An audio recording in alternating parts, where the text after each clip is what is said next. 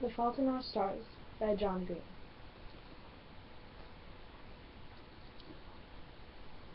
Let's see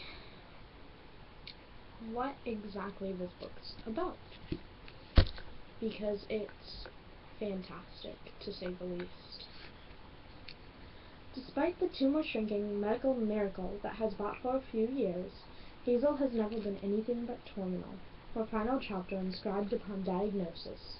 But when a gorgeous plot twist named Augustus Waters suddenly appears at Cancer Kids Support Group, Hazel's story is about to be completely rewritten. This book, that synopsis, doesn't do this book credit. When speaking of this book, I've lost my breath and my words so many times, and I myself am a writer. That's how good this book is. John Green seamlessly wove in plot twists and emotions, symbols that no one can replicate. The Fault in Our Stars has been an instant classic since I first picked it up, since it was first put onto the market. It speaks of a teenage girl with cancer who hasn't exactly given up on life, but basically just stopped caring. She knew, she's gonna die soon, and all the people around her are so concerned about leaving this mark on the world where she just doesn't care. And then a gorgeous person comes along and changes that, in a way. And I don't really know how to describe what he did, but he touched so many people in such a short amount of time with the words he had written. It's no wonder that The Fault in Our Stars is a New York Times bestseller. If it wasn't, I would be surprised. I think this book deserves recognition beyond belief. The entire community of Tumblr has basically accepted this book into their hearts as their own. It's this gorgeous little coming-of-age story that is so different from all the others. It touches you in a way that no one else can touch, because it talks about the human connection and human life and everything. Absolutely everything. This book will make you laugh and cry and feel. That's all I can say is feel. Because the emotions that will engulf you are so much more than emotions, so much more than feelings. They're a way of life almost. And I know that sounds dramatic, trust me, I know. But at the same token, this book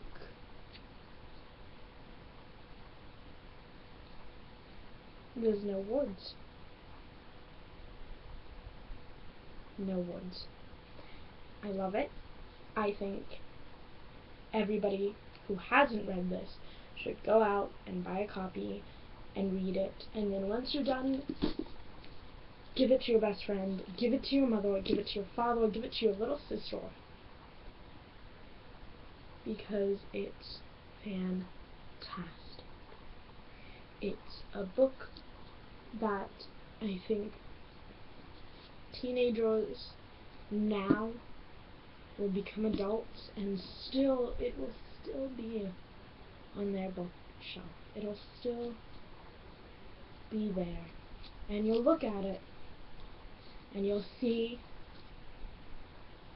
gorgeous, gorgeous book. Those beautiful words that started a legacy. You'll see the name which we all owe so much to. And you'll pull it out, and you'll look at the cover with its little clouds, and you'll say, okay. And I know that doesn't mean a lot to those who haven't read it, but okay, is all I need to say to those who have, because you'll pick it up off of your bookshelf, you'll open it, you'll read it, and remember the reason why you loved it so long ago. And the kid you had years ago, who's now the age you were when you read it, will come in and ask what that book is, and you'll hand it to them and tell them to find out for themselves, and you'll be spearheading another generation of readers, people who will be reading and loving and enjoying this book. Because this book, no matter what anybody else says, it's more than a book.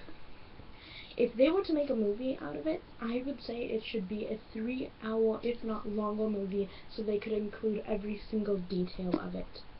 And I'm almost scared to see them make a movie, because I don't want to see what they would do to it. But this book,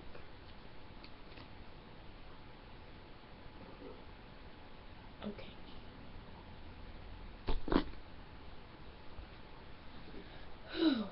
That was pretty emotional, but that's all I really have to say.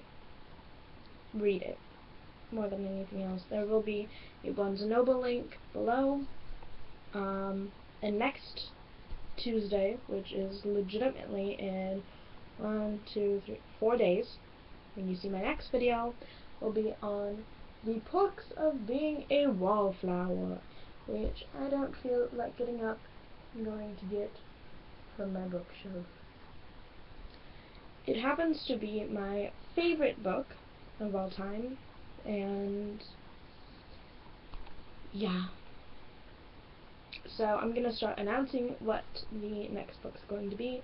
So usually you'll have an entire week to read the book, and that way you feel a bit more involved in these book reviews and know what the hell I'm talking about. And even if you don't, you have a book review that will always read the synopsis. Woo! So that's it. That's all I have to say. And have a good day. Keep reading.